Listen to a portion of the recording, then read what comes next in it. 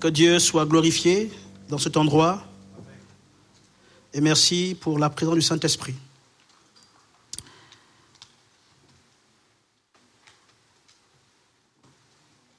Nous allons nous entretenir ce soir sur un thème important. Et je peux te garantir que cet enseignement, si tu l'appliques, il va de manière radicale changer ta vie chrétienne. Pourquoi? Parce que c'est la parole de Dieu qui nous change, c'est celle-là qui nous transforme. Aucun homme ne peut te changer, aucun homme ne peut changer ton cœur. Seule la parole de Dieu est capable de le faire. Et ce soir, nous allons voyager dans la parole de Dieu. Amen.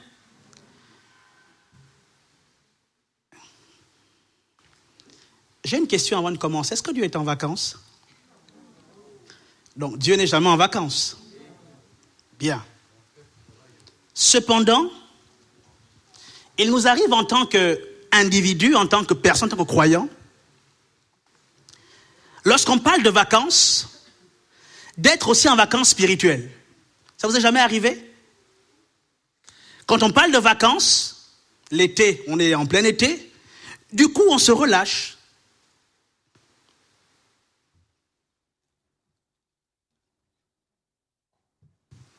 On a tendance effectivement à suivre le cours des périodes dans lesquelles nous sommes.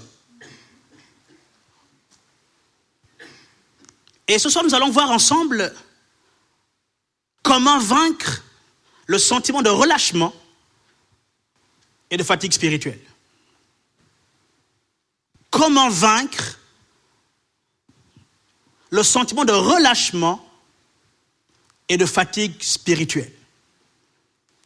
C'est le thème de notre entretien ce soir.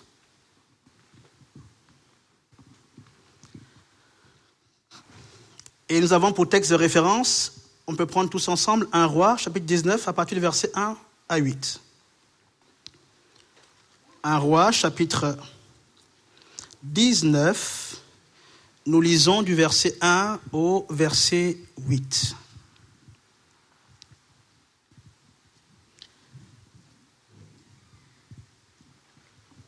Akab rapporta à Jézabel tout ce qu'avait fait Élie et la manière dont il avait tué par l'épée tous les prophètes. Jézabel envoya alors un messager à Élie pour lui dire que les dieux me traitent avec la plus grande sévérité si demain, à la même heure, je ne te fais pas ce que tu leur as fait. Voyant cela, Élie se leva et partit pour sauver sa vie. Il arriva à Beersheba, une ville qui appartient à Juda, et il y laissa son serviteur. Quant à lui, il marcha toute une journée dans le désert, dites désert. Puis, il s'assit sur un genêt et demanda la mort en disant, « C'est assez, maintenant, Éternel, prends-moi la vie, car je ne suis pas meilleur que mes ancêtres. » Il se coucha et s'endormit sous un genêt, et voici qu'un ange le toucha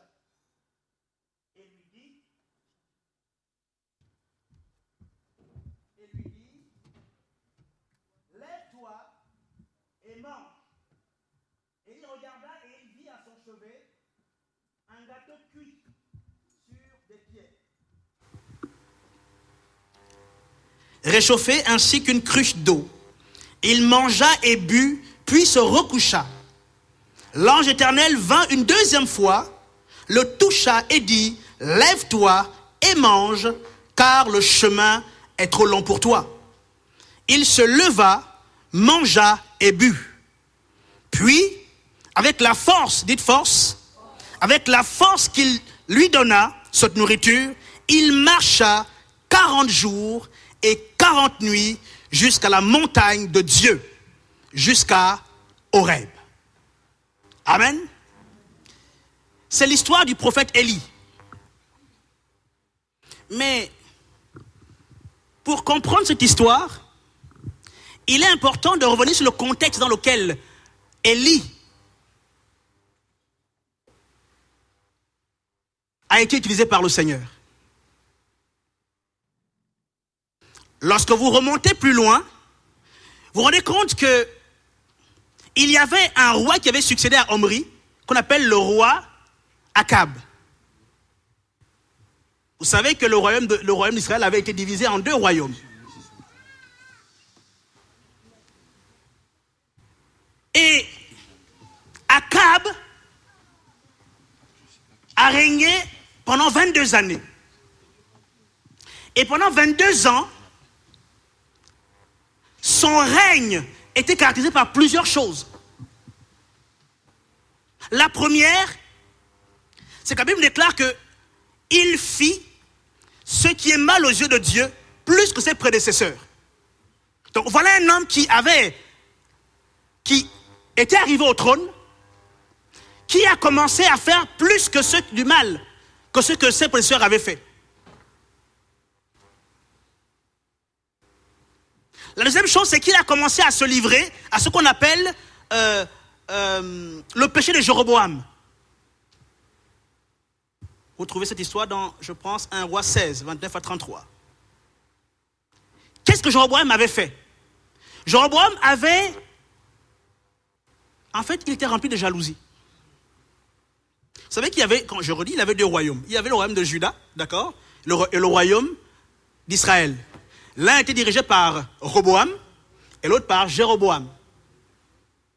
Et Jéroboam, qui était le roi en Israël, s'est dit dans son cœur que certainement la royauté repartira chez la famille de David. Donc il était rempli de jalousie. Première chose. Deuxième chose, c'est qu'il a fait ériger 2 statues, ou bien si vous voulez, 2 idoles, 2 veaux d'or. Et quand Akab également a accédé au trône, il a continué à faire les mêmes choses. Il a en fait poussé le peuple à adorer les faux dieux, à adorer ces 2 idoles. Et quand vous lisez le livre de 1 Roi, chapitre 16, verset 23, quand vous le lisez en entier, vous vous rendez compte en fait que, au lieu de s'arrêter simplement au fait qu'il avait non seulement de la jalousie, et qu'il avait également érigé des statues, des idoles, il fit encore quelque chose de beaucoup plus grave. C'est qu'il s'est allié à une certaine femme qu'on appelle Jézabel. Et Jézabel était une prêtresse, si vous voulez, de ce qu'on appelle les dieux Baal. Elle adorait les dieux Baal. Et donc, elle a influencé en fait le roi Akab afin que lui aussi, en tant que roi, adore les dieux Baal et les dieux Astarté, mais également que son peuple tout entier adore ces choses. Et la Bible déclare que ce qu'il fit déplut à l'Éternel.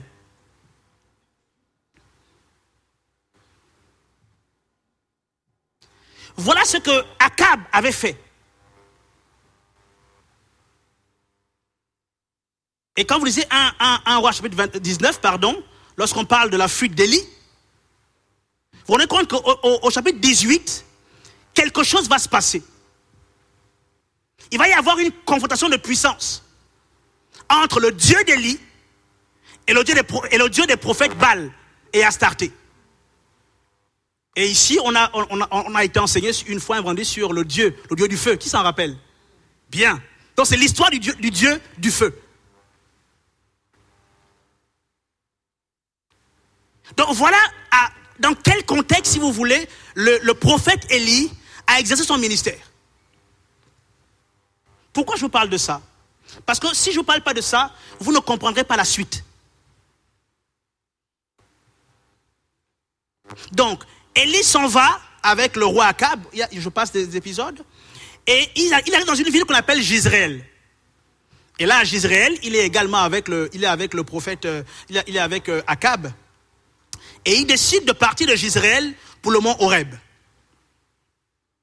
Or, Horeb veut dire en hébreu désert, sécheresse. Donc, Élie part donc de Jizréel pour le mont Horeb. Mais pour arriver au mont Horeb, il doit passer par un désert. Et vous savez que les déserts sont des endroits difficiles, hostiles. Donc, Élie s'est fatigué en marchant. Très important de comprendre ça.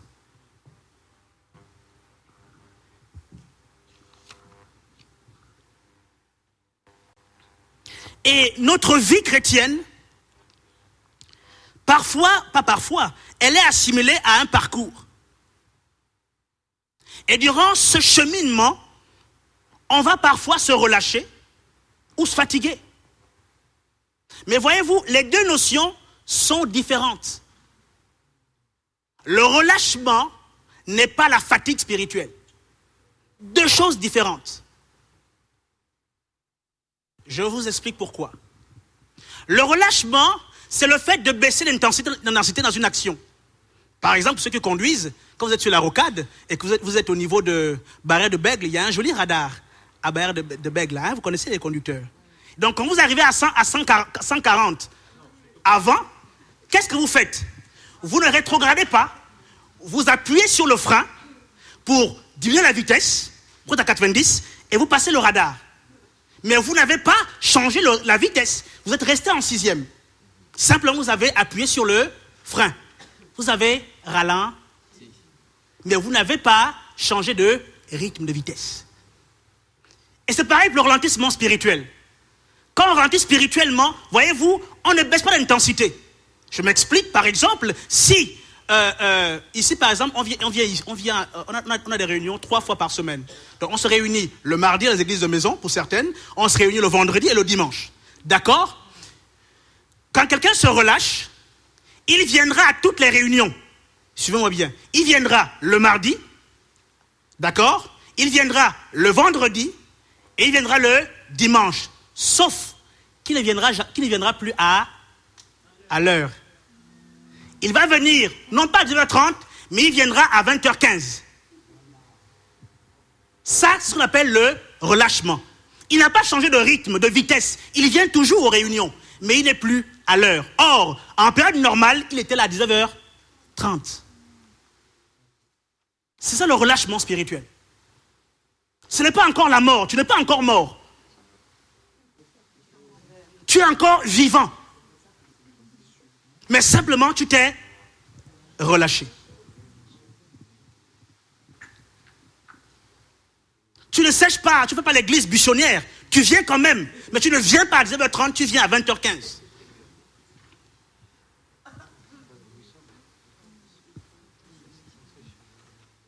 C'est le relâchement. Et le relâchement est subtil. Parce que lorsque l'on ne comprend pas ça, en fait, c'est une spirale. Vous voyez les spirales? Elles t'entraînent. Et tout doucement, au lieu de 20h15, ce sera 20h30. Au lieu de 20h30, ce sera 20h45. Et un bon jour, tu te diras, j'ai Internet. Je vais sur le site de l'église, je vais regarder le culte sur Internet. C'est une spirale. C'est ça le relâchement spirituel. Tu pries toujours autant. Tu as un rythme de prière normal. Tu pries le matin, le midi et le soir dans une journée. Mais avant, tu priais le matin 3 heures. Le midi, 1 heure. Le soir, 4 heures. D'accord? Quand tu te relâches, tu pries de la même manière. Le matin, le midi et le soir. Mais au lieu de prier 3 heures le matin, tu prends 15 minutes. Le midi, 1 heure, au lieu de prendre tes 1 heure de prière, tu pries 5 minutes. Ce que j'appelle les prières Speedy Gonzalez. Qui connaît Speedy Gonzalez? C'est la souris la plus rapide du Mexique. Seigneur, je te bénis, je te rends grâce, merci pour la journée de Jésus. Amen. Prière Speedy Gonzalez. Bien encore, prière pistolet. Papa.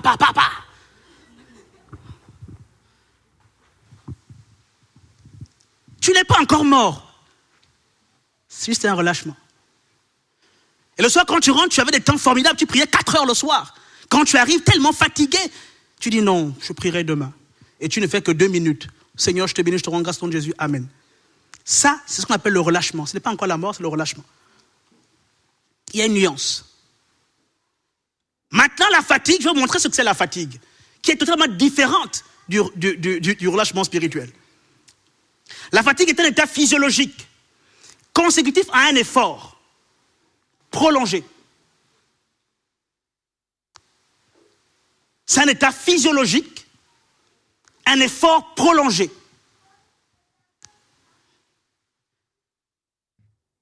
Un travail physique ou intellectuel intense, se traduisant par une difficulté, écoutez-moi bien, une difficulté à continuer cet effort. C'est-à-dire que lorsqu'on est fatigué, à un moment donné, on n'a plus de force pour avancer. On reste au point mort. C'est pas le ralentissement. Là, c'est complètement tout abaissé. Tout est au point mort. Tu ne pries plus, tu ne lis plus ta parole, tu ne médites plus la parole de Dieu, tu ne jeûnes même plus, tu ne fais plus rien. C'est un statu quo. Et voyez-vous, la fatigue est la mère de la mort spirituelle. Par contre, le ralentissement est la fille. Le ralentissement est la fille de la fatigue. Si vous comprenez. C'est-à-dire que c'est un processus. Avant de mourir, il faut que tu ralentisses. Et plus tu ralentis, plus tu meurs à petit feu. Et quand tu te fatigues, tu es au point mort. À ce moment-là, tout ce que le diable avait prévu te faire, il te le fait très bien et tu es un mort spirituel.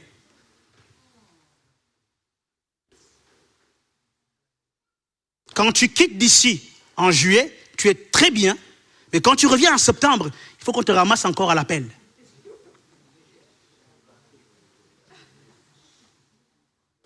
Donc, c'est deux choses différentes. Le ralentissement et la mort spirituelle. Mais les deux ne sont pas bien.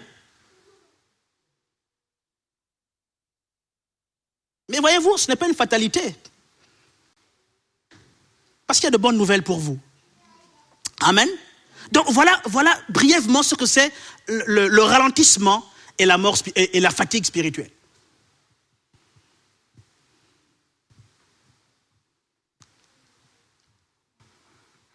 Bien-aimés, si je vous parle de ça, c'est parce que moi-même, j'ai expérimenté ça. Il n'y a aucun chrétien, à moins qu'il soit déjà chez Dieu. Il n'y a aucun chrétien ici qui peut dire qu'il n'a pas connu de cette fatigue spirituelle. À moins qu'il ne soit avec Jésus. Quel que soit le niveau spirituel que tu as, il y a un moment dans ta vie où tu vis ces périodes. Mais chacun a son niveau. Mon niveau à moi n'est pas le tien. Ma fatigue n'est pas la tienne. Mon ralentissement n'est pas le tien. Si moi je ralentis à 20 à l'heure, toi peut-être que tu es à 80 seulement. Et donc personne ne peut dire qu'il ne se fatigue pas. C'est le fruit d'un effort, la fatigue spirituelle. Mais voyez-vous, la fatigue, lorsque vous allez chez un médecin ne vous donne pas le diagnostic, enfin, il ne vous donne pas le médicament d'emblée. Ce qu'il fait, c'est vous vous asseyez, vous dites médecin, j'ai mal au dos. Et puis lui, dans ce qu'il a appris à l'école, il se dit, bon, on m'a appris que lorsque quelqu'un a mal au dos, c'est peut-être un lombaire, je ne sais pas trop, voilà. Et puis après, il donne un médicament. Voyez-vous, pour vaincre la fatigue spirituelle et le relâchement, il est important d'en comprendre les causes. Personne ne peut lutter contre quelque chose dont qu'il ne connaît pas les causes. Ce n'est pas possible.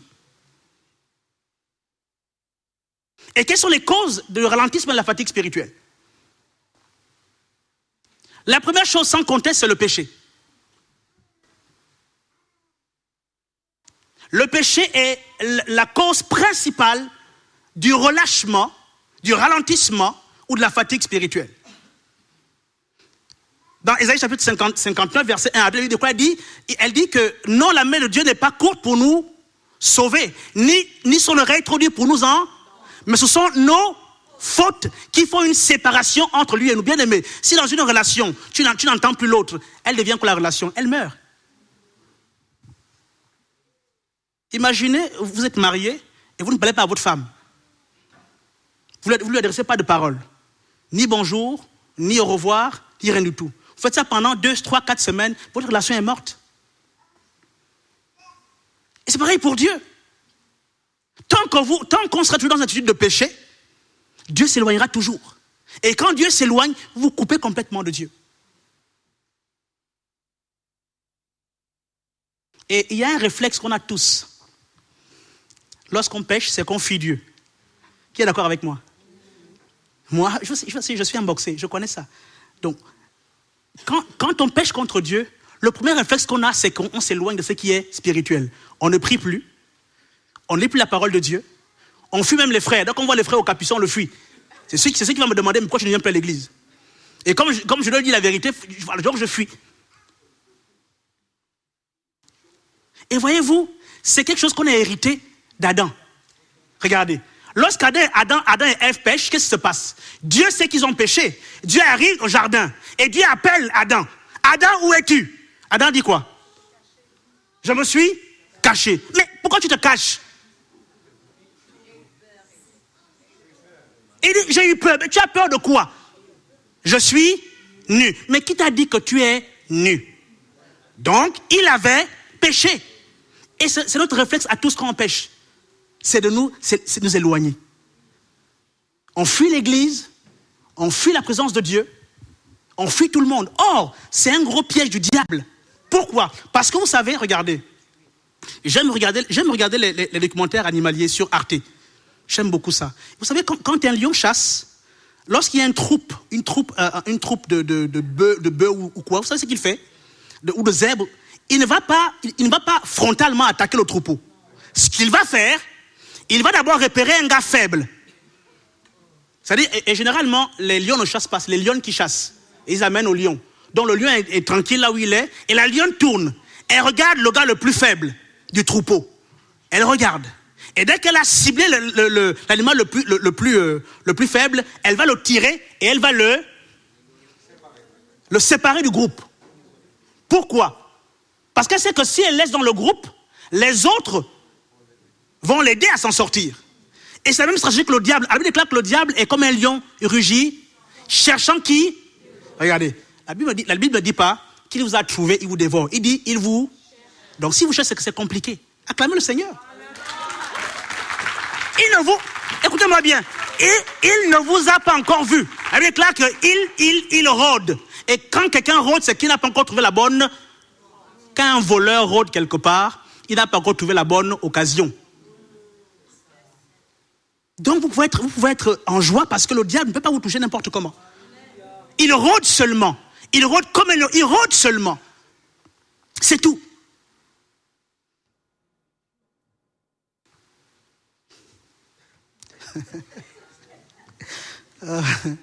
Et c'est l'une des premières causes de la fatigue et de la mort spirituelle. Lorsqu'on se coupe de Dieu, alors notre relation avec Dieu est morte. Deuxième cause, c'est les soucis et les inquiétudes de la vie. Les soucis et les inquiétudes. On s'inquiète. Je n'ai pas dit qu'on ne se soucie pas de la vie. Moi, par exemple, je me soucie de ce que je me soucie, j'organise ma vie. Maintenant, il y a des soucis qui sont à ne plus finir, qui sont presque devenus une maladie.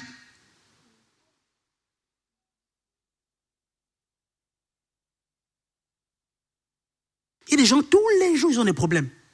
Et tous les jours, ils en parlent. Tous les jours que Dieu fait, ils en parlent. Dès qu'ils voient quelqu'un, ils en parlent. Ils voient le voisin, ils en parlent. Oh, je sais vraiment ma maladie là. Mais oui, dès qu'il vient à l'église, il voit son pasteur, ma maladie là, oui, on reprend. Dès que un autre bishop arrive, ma maladie, c'est toujours comme ça.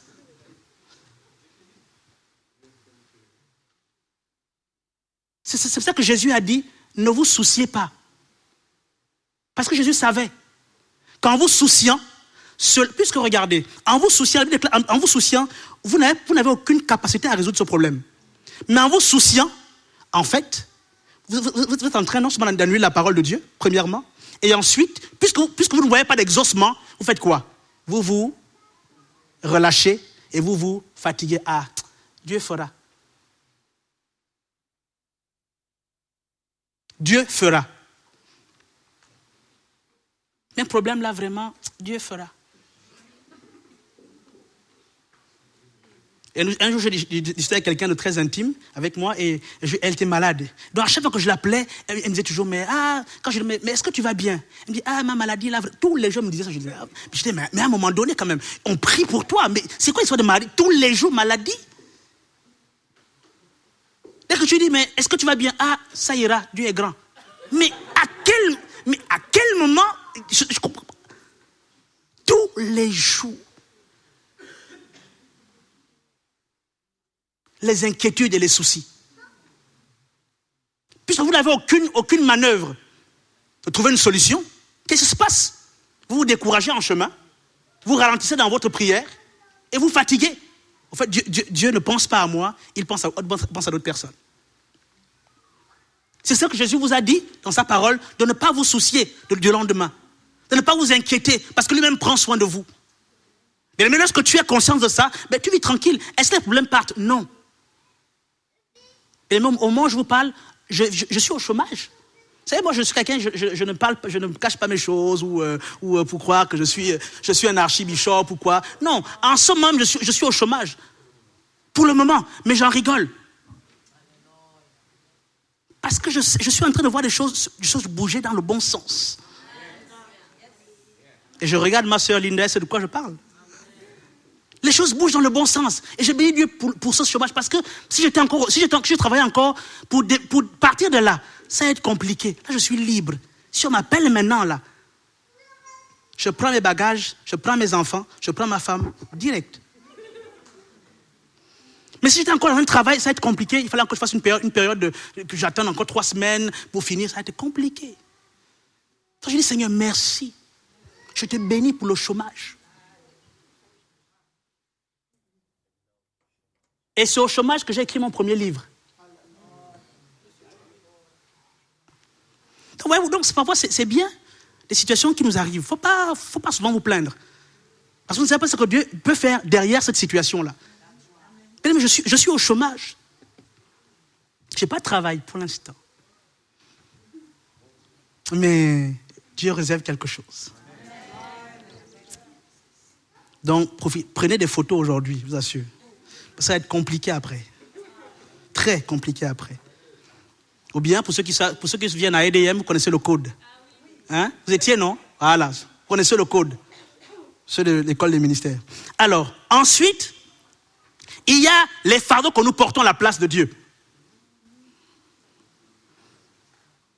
La Bible est claire de nous décharger de tous nos fardeaux, mais nous avons tendance, en tant que chrétiens, à les porter à la place de Dieu. On est Dieu, on les porte. Et comme les fardeaux pèsent sur nos têtes, à un moment donné, qu'est-ce qu'on fait? On ne peut plus tenir. Et on lâche prise, on ralentit, on se fatigue et on meurt.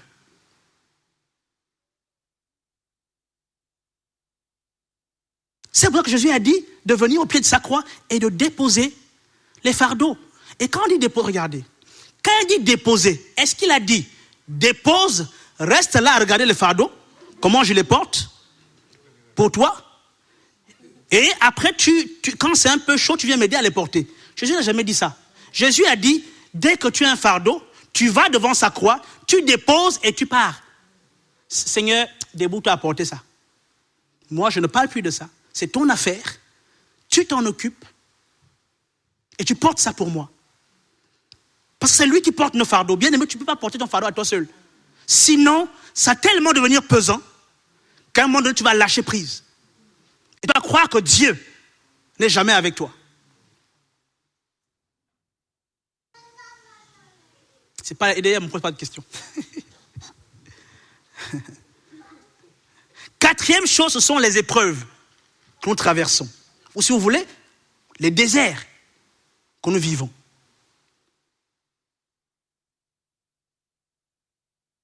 J'ai relevé plusieurs déserts. Il y a des déserts financiers. Il y a des déserts de deuil. Le deuil est un désert. Le manque d'argent est un désert. L'insuffisance est un désert. La maladie est un désert. Et parfois dans le désert, on se fatigue. Parce que c'est rude au désert. Les épreuves sont difficiles. Et parfois, lorsque ça devient compliqué, comme Élie l'a dit, Seigneur, tue-moi. C'est bon, je vais en finir. Parfois, on dit ça. Je préfère même mourir que de continuer à vivre. Parce que c'est trop difficile. Et toutes ces choses ont pour but de vous ralentir, de vous fatiguer, afin que vous n'atteigniez pas Canaan, votre Canaan. La 5e chose, c'est l'abattement de l'âme. Psaume 42, versets 5 à 6. Pourquoi t'as battu mon âme? Vous savez que l'âme est le siège des sentiments. C'est le siège aussi de la volonté. Voyez-vous, donc quand votre âme est abattue, votre corps a tendance à suivre ce que l'âme ressent. Donc le jour où vous n'êtes pas, comme on dit souvent, bien luné, vous ne faites pas les choses. Donc le jour où tu es fatigué de venir à l'église, bon, tu dis je ne viens pas aujourd'hui. Voilà. C'est bon, je ne viens pas. Tu signes ça, tu signes forfait le dimanche. Je ne viens pas. Mais par contre, si on te dit qu'il y a un truc en ville, tu vas aller, tu vas trouver la force d'y aller. C'est l'âme qui sera le découragement. Quand tu es découragé, tu n'as plus rien envie de faire. Et ça, c'est les abattements de l'âme. Et c'est tout ça, en fait, qui nous ralentit et qui nous fatigue. Elles ne sont pas exhaustives, les causes. Ça, c'est celles que moi, j'ai trouvées. Peut-être que vous en trouverez d'autres. Mais ce sont les 5 principales causes qui font, en fait, qu'on se ralentisse. On dit ça? Qu'on ralentit, pardon. C'est quel français? Qu'on ralentit et qu'on se fatigue. Oh, excusez-moi, je suis gabonais, je ne suis pas français. Mais quand même, j'ai appris le français. Donc, comprenez ma situation.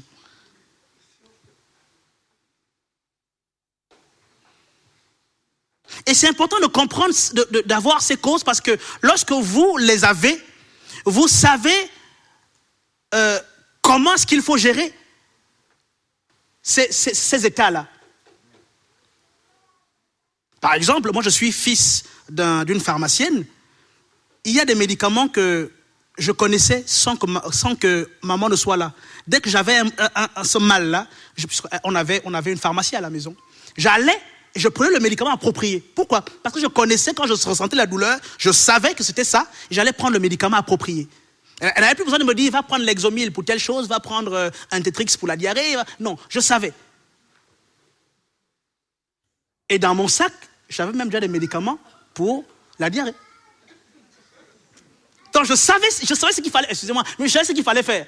Donc quand je commençais à sentir mon ventre bizarre, paf, je prenais mon médicament. Je vais raconter une histoire. Dès que je vous la raconte, un jour, je n'avais pas ça dans mon sac. Et on avait, vous savez que parfois, on avait des devoirs le soir, l'après-midi au Gabon. Donc on passe midi et puis le professeur vient vous faire devoir à 15h. De midi, puisqu'on arrêtait les cours à 13h, donc de 13h jusqu'à 14h30, j'étais normal. À 14h35, mon ventre a commencé à faire. Ça, c'est quelle affaire, ça, mon Dieu. C'est ce que j'ai fait. J'ai dit à mes copains, écoutez, je rentre chez moi, dites au prof de mettre 0. Parce que je préfère qu'on dise qu'il a eu 0 sur 20, je peux me rattraper, que de dire, en plus j'étais en première, que de dire, voilà un grand de première qui a fait ça. Quand j'allais venir à l'école le matin, j'ai dit non, pardon. Je rentre chez moi, vous dites au prof que mettez 0. J'assume mon 0 et je rentre chez moi. Mais hors de question qu'on ne dise que voilà le grand. Le matin, vous savez qu'au lycée d'État, on entrait tous le matin. Tout le monde dépose ses enfants, on entre tous, les bus arrivent. Et donc tu imagines ça le matin. Oh, voilà le grand de première là. Non. J'ai dit non. Moi non. Mettez 0, j'assume mon 0. Et il a mis 0. Et je n'étais pas là. Et quand je suis arrivé le lendemain matin, on m'a dit, le prof t'a mis 0. J'ai dit, ouais, j'assume mon 0. Et en plus, c'était un devoir de sport. Non, donc j'ai assumé mon zéro. Parce que je pensais à mon intégrité. Et en plus, vous savez que le lycée a une tenue claire. Oh là là, Seigneur Jésus. Bon, je passe les détails. Donc, il faut comprendre les causes. Et quand vous connaissez les causes d'un problème, vous savez comment lutter. Les médecins, quand vous allez pour un traitement de HIV, ils savent ce qu'il faut vous donner, vous administrer. Ils vont vous donner une trithérapie, plusieurs médicaments. Ils savent ce qu'il faut faire. Lorsque tu dis que tu as un mal, il sait où aller. Parce que tu as décrit des symptômes.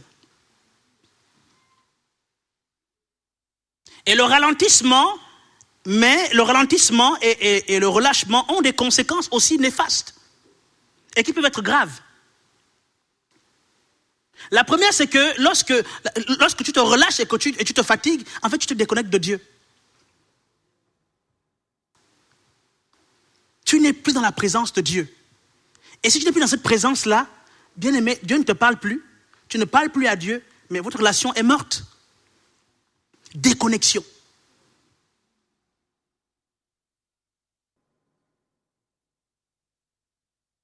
Et donc ce soir, je voudrais vous dire qu'il ne faudrait pas vous déconnecter de Dieu.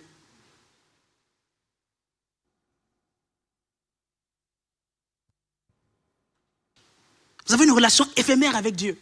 Il n'y a plus de relation avec Dieu. Vous êtes relâché. Vous êtes fatigué. Deuxième conséquence, c'est que vous devenez un chrétien charnel. Vous devenez un chrétien charnel. C'est vrai qu'il y a des chrétiens charnels? Est-ce que vous le savez? Je ne suis pas en train de parler de quelque chose que vous ne connaissez pas. Il y a des chrétiens charnels. Ils vivent par les sens. Il n'y a plus rien de l'esprit. La Bible déclare que, dans 1 Corinthiens, je crois, la Bible déclare que l'homme spirituel, c'est lui qui saisit les choses de l'esprit, mais tu ne les saisis plus. Tu deviens ce qu'on appelle charnel. Pourquoi? Parce qu'il n'y a plus de relation avec Dieu. Le Saint-Esprit ne te parle plus. Tu deviens charnel. Tu réagis par les sens.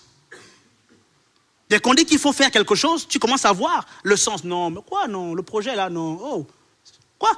500 000 euros? Non. Tu veux l'argent là où? Non, non, non, non. Non, non, non. Non. Dès qu'on dit, va prier pour le frère tel. Non, oh non, oh la maladie est trop... Non, quoi? Tu as la maladie là? Chikungunya, il n'y a même pas encore le vaccin. Quand tu veux que j'aille prier pour une maladie qui a un nom bizarre comme ça? Non. Non, mais c'est sérieux. Tu deviens charnel. Il n'y a plus rien de spirituel. Dès que tu vois quelqu'un élever les mains, Seigneur, je t'adore, il tombe, il pleure. Tu dis, on connaît ça. Il n'y a plus rien de spirituel. Plus rien n'est spirituel pour toi. Tu vis par les sens maintenant. La Bible déclare que nous marchons non par la vue, mais par la foi. Il n'y a plus de vie de foi, rien du tout. Tu engages un projet, tu vois un peu les complications, tu dis, oh non, pardon. Je savais qu'en France, les Noirs ne réussissaient pas. Ah ouais. Alors qu'autour de toi, il y a les Noirs qui réussissent et qui sont chrétiens. Comme moi, bien sûr. Quand on peut acclamer le Seigneur, vous réussissez. Voilà, c'est ça. Donc la France est le cimetière. La France est le cimetière des gens. Alors qu'il y en a qui sont prospères ici en France et qui sont d'origine étrangère et qui réussissent en France. Troisième cause, troisième conséquence, c'est que vous voyez, vous risquez d'éteindre le feu qui est en vous. La Bible déclare que faute de bois, le feu s'éteint. C'est Proverbe 26, 20. Faute de bois, le feu s'éteint. Le bois, c'est quoi? Le bois, c'est la parole de Dieu. Le bois, c'est quoi? Le bois, c'est la prière. Mais si vous ne faites plus ça, vous allez vous éteindre. Votre feu va s'éteindre. Et quand il s'éteint, il faut encore que quand tu reviens en septembre, que le pasteur prenne encore le pétrole et t'allume encore.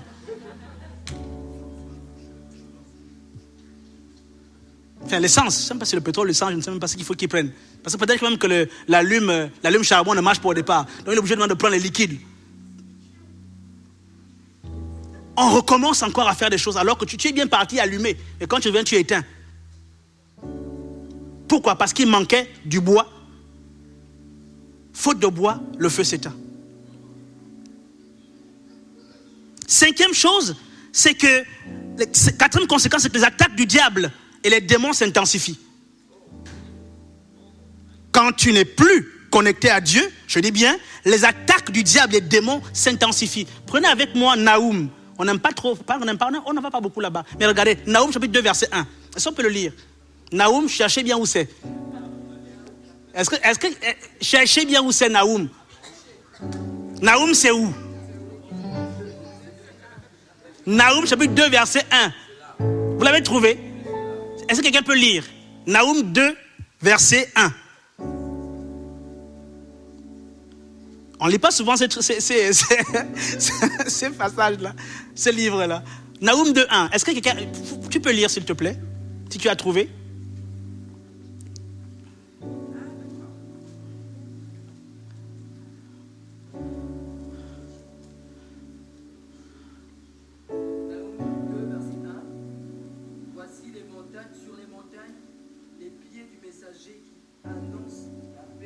Oui. Continue, c'est ça? Célèbre tes fêtes, Judas, accomplis tes vœux, car le méchant ne passera plus au milieu de toi. Il est entièrement exterminé. Non, c'est pas le verset, je me suis trompé. C'est pas ça. Je me suis trompé dans mes notes. C'est pas Naoum 2, c'est pas Naoum 2, hein. Bon, je trouverai pour vous, je vous dirai. Donc sachez en fait que lorsque vous êtes séparés de Dieu, lorsque vous n'êtes plus connecté à Dieu, en fait, les attaques du diable s'intensifient. Vous ne priez plus. Vous ne lisez plus votre Bible. Vous ne méditez plus. Et vous êtes donc à la merci. Ah. Bien, remets ça. Merci, remets-le. Je ne m'étais pas trompé. Remets, oui. Qu'est-ce qu'il dit? C'est le 2, hein? Ah, merci Seigneur. Gloire à Dieu. Il dit, le destructeur marche contre toi, garde la forteresse, veille sur la route, affermit terrain, recueille toute ta force. Il marche contre toi. Mais si tu ne veilles pas, alors il t'atteint. C'était le verset 2. D'accord, merci. J'ai du mal à prendre. Ensuite, la cinquième chose, c'est que les conséquences, c'est qu'on manque d'autorité et de puissance. On manque d'autorité et de puissance. Un jour, j'ai fait un songe où j'étais avec un homme de Dieu. On était comme dans une salle, comme dans un hôpital. Et en fait, il y avait beaucoup de gens qui étaient possédés par des démons. Et donc je suis allé le voir, je suis allé voir cet homme de Dieu là, pour lui dire écoute, il y a des démons, des gens qui sont possédés, il faut aller prier. Mais il me laisse partir en premier. Et là, dans le rêve, hein, et lorsque j'arrive, il y a des démons à qui je disais sors, dans le rêve, et ils partaient automatiquement. Il y a d'autres quand je disais sors, ils disparaissaient et ils revenaient. Je ne comprenais pas. Je me suis réveillé avec ça. Comme ça, je me dis, mais comment est-ce qu'un démon, je lui dis de sortir, il disparaît et il revient? Et je me suis souvenu de cette parole qui dit que ce genre de démon ne sort que par son esprit, ne sort que par le jeûne et la prière. En fait, je manquais d'autorité, je manquais de puissance. Donc, en vous relâchant, en vous fatiguant, regarde, mais c'est simple, écoutez, si vous faites le marathon de Paris, vous courez et vous n'êtes pas un spécialiste. Vous vous fatiguez, n'est-ce pas? Si on vous demande de vous relever, de refaire le même parcours, vous le refaites? Non. Pourquoi? Parce que vous êtes phare. C'est pareil. Lorsque quelqu'un est fatigué, il ne peut pas se battre avec quelqu'un. Ce n'est pas possible. Ce n'est pas possible. Donc vous aurez beau faire ce que vous voulez faire. Quand vous êtes fatigué, vous ne pouvez pas vous battre. Sixième chose, vous portez du fruit, mais le fruit ne demeure pas. Il est bien là le fruit, mais le fruit ne reste pas. Il n'est pas constant. Septième chose, vous devenez vulnérable à la tentation. Vous êtes fatigué. Vous relâchez. Vous devenez vulnérable. Et vous allez voir que dans cette période, le diable va ramener tout ce que vous faisiez à l'époque. Il va vous le remontrer. Et vous allez commencer encore à apprécier les concombres d'Égypte.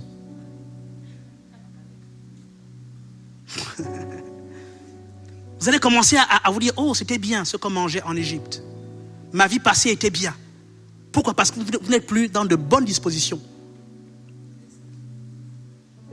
Vous êtes relâché. Donc quand Émeric t'appelle, tu réagis. Parce qu'il t'a appelé.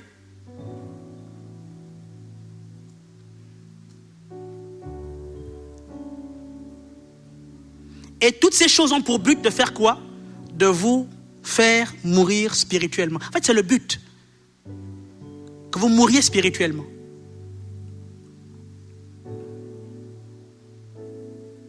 C'est la raison pour laquelle il est important de trouver les voies et moyens pour vaincre le ralentissement et la fatigue spirituelle. On est en train de finir. Maintenant, les solutions. Puisque je suis un bon médecin, je vous ai diagnostiqué quelque chose, même en moi-même. J'ai donné les causes. Maintenant, il faut que je donne le médicament. Et avant que le médecin te dise combien de fois tu dois prendre l'Exomil, par exemple, il prend le temps de faire ce que je viens de faire. Et ensuite, il te dit, le médicament, c'est l'Exomil.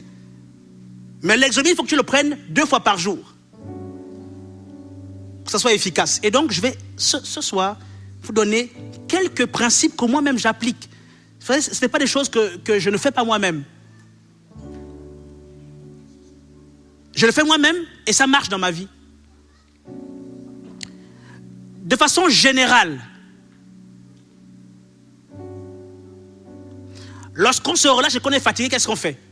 On doit se reposer. Les choses naturelles nous enseignent les choses spirituelles. Lorsqu'on est fatigué, qu'est-ce qu'on fait? On s'arrête et on se repose. Mais on se repose où? Dans les bras du Seigneur. Proverbe 18, verset 10. Il dit, le nom, l'Éternel, est une tour fortifiée. Le juste s'y réfugie et se trouve en sécurité. Bien, écoutez-moi bien, on n'a pas dit le nom du pasteur. On n'a pas dit le nom du frère en Christ. On n'a pas dit le nom de ton voisin. On a dit le nom de l'Éternel. Bien que le frère en Christ, le pasteur, peuvent t'aider. Mais la première personne vers qui tu dois aller, c'est le Seigneur. Ton pasteur est certainement un bon pasteur. Ton frère est certainement un bon frère. Mais le premier réflexe à avoir lorsqu'on se relâche et qu'on se fatigue, c'est de courir, se reposer dans les bras du Seigneur. Parce que c'est lui qui a la force. C'est lui qui est fort. C'est Dieu qui est fort. Parce que même ton frère en Christ, il doit prier pour que Dieu agisse. Amen.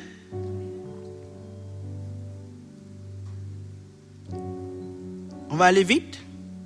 Maintenant, quelques principes qui pourront nous aider. La première chose, se trouve dans Ésaïe chapitre 40, versets 30 à 31. C'est se confier en Dieu. Est-ce qu'on peut lire ça? Ésaïe 40, versets 30 à 31. Ésaïe, c'est l'Ancien Testament. Et je crois que c'est après Proverbes, c'est ça? Alors, il dit, les adolescents se fatiguent et se lassent, et les jeunes gens chancellent. Mais ceux qui se confient à l'Éternel renouvellent leur force. On a dit qu'il se confie en l'Éternel. Se confier a deux sens ici. Le premier sens de se confier, c'est-à-dire que je fais de Dieu mon confident. Je lui parle. On a des secrets ensemble. Deuxième sens, c'est que je m'abandonne. C'est ça, se confier également. Donc quand tu es fatigué, quand tu as beaucoup couru, tu es las, tu es fatigué, la solution, c'est de te confier en Dieu. Lui dire réellement ce que tu sens. Lui dire réellement ce qui se passe dans ta vie. Et ensuite t'abandonner complètement au Seigneur.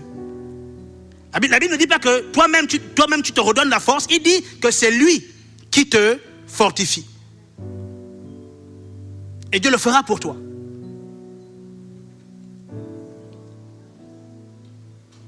Deuxième chose, c'est méditer la parole de Dieu. Romains 1, 16. Pourquoi? La Bible est claire que l'évangile est une puissance.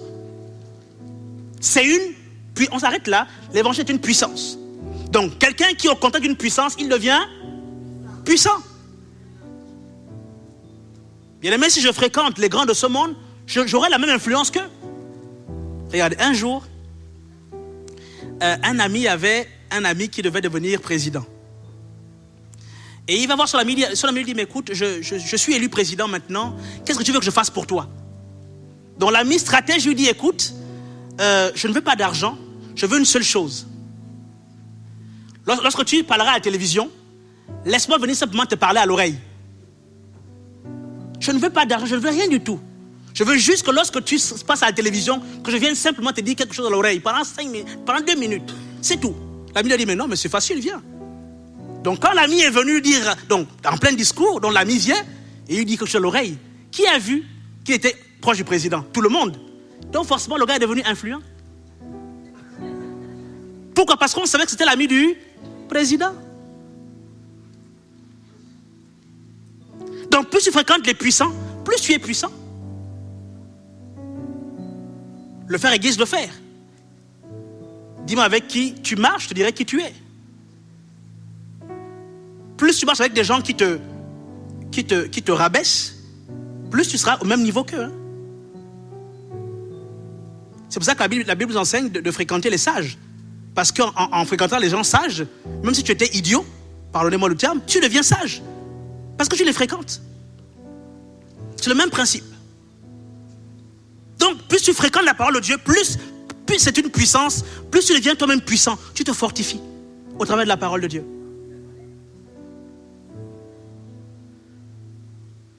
Troisième chose, c'est la prière. C'est des choses simples, mais qui marchent encore aujourd'hui. Avec la prier sans cesse. Plus tu pries sans cesse, plus tu es enclin à ne pas te décourager, à ne pas te fatiguer, parce que tu es sans cesse en train de chercher, d'être en présence de Dieu. Au travail, tu pries. À l'école, tu pries. Ça t'évite même de faire certaines choses quand tu pries. Je finis. Quatrième chose, c'est le jeûne. Le jeûne te met à disposition où tu peux recevoir les choses de Dieu. Et en fait, vous voyez, le jeûne n'a pas d'effet spirituel sur le corps. Bien évidemment, le corps va maigrir, mais c'est l'homme intérieur qui prend du poids. Et c'est lui qui est fort. Et quand lui, à l'intérieur, est fort, alors il a la capacité, en fait, de rendre ton corps fort. Donc, il faut aimer le jeûne.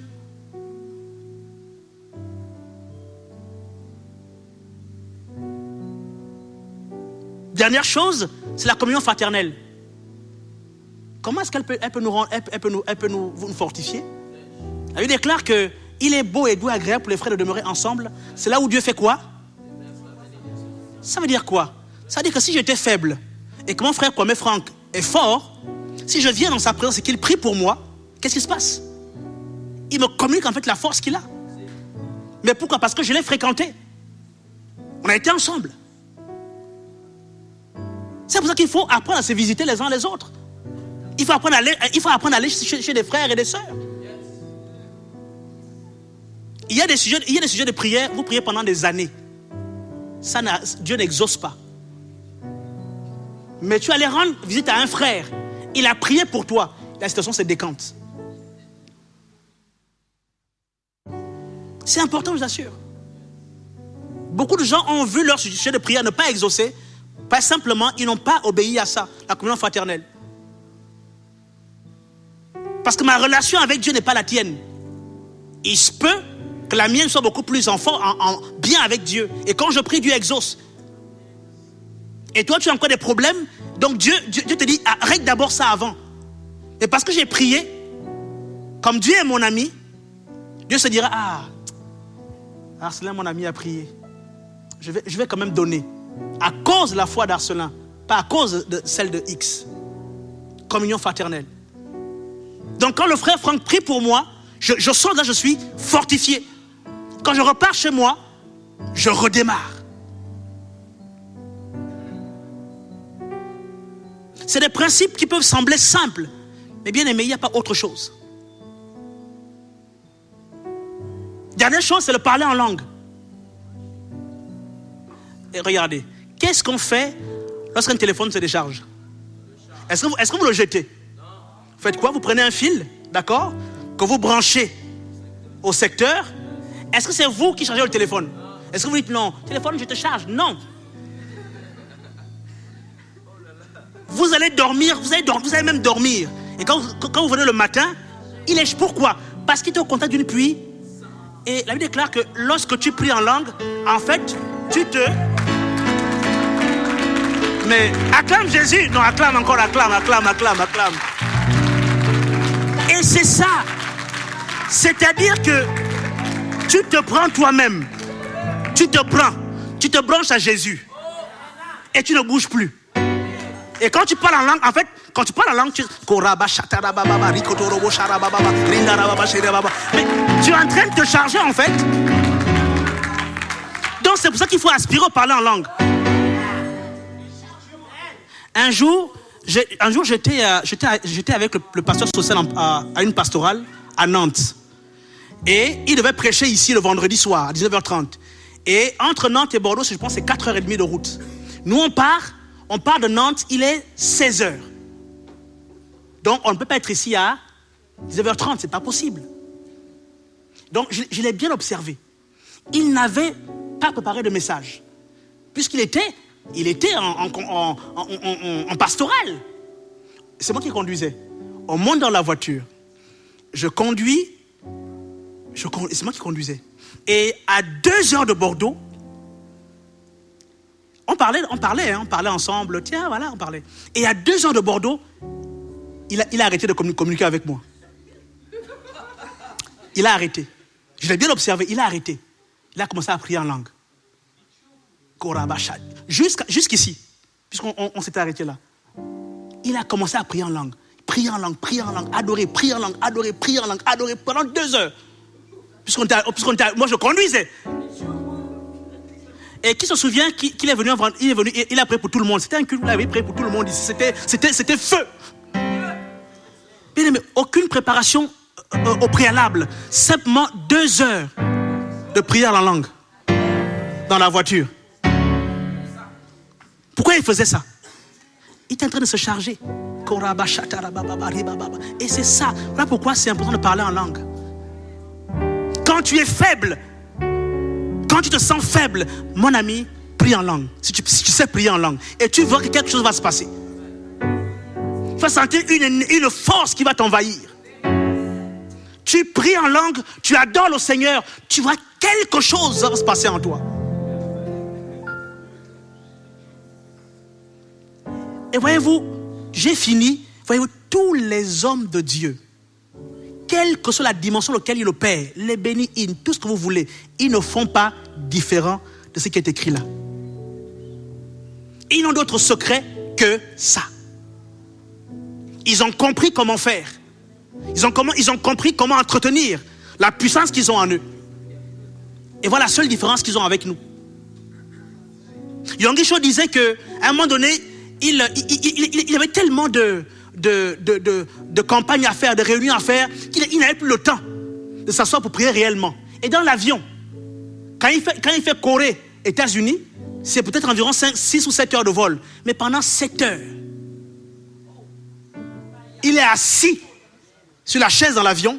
Pendant 7 heures, il prie en langue. Personne ne sait ça, mais il prie en langue. Et quand il arrive à la campagne, il est feu. Pourquoi? Prière en langue. C'est un moyen important. J'espère vous avoir aidé ce soir. On a fini. Vous savez, je ne peux pas demander à ceux qu'on se lève et qu'on prie. Parce que je crois que c'est quelque chose que l'on fait de manière personnelle. Parce que ce n'est pas moi qui vous impose les mains et vous recevez une force. Celui qui le fait, c'est le Seigneur.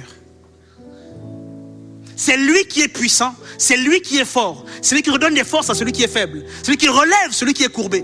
Bien aimé, ce n'est pas mon nom. Si tu me regardes, tu as tout faussé.